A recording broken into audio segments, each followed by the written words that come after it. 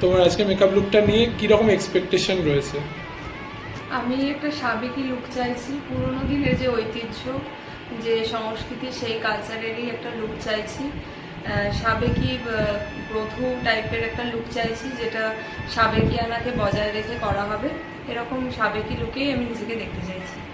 চলো দেখা যাক কেমন হয়। ওকে।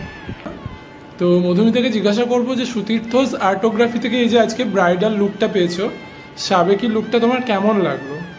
আমার তো খুবই ভালো লাগছে। একটা পুরনো সংস্কৃতি সাবেকি আনাটাকে ও বজায় রেখে আমাকে সুন্দর করে সাজিয়েছে। আর আমার নিজের ভীষণ ওর কাছে সেজে ভালো লাগছে। আর ও ভীষণ যত্ন করে সাজায়, তোমরা যোগাযোগ করে দেখতে পারো।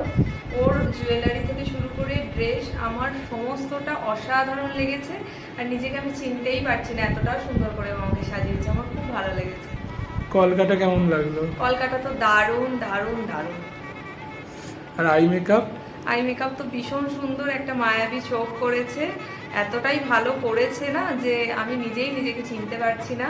আর পুরো সাবেকির ছোঁয়া দিয়ে দিয়েছে। এই যে ড্রেস, জুয়েলারি, মাথার যে খোঁপাটা, সব কিছুতেই পুরো সাবেকিয়ানার ছোঁয়া রয়েছে।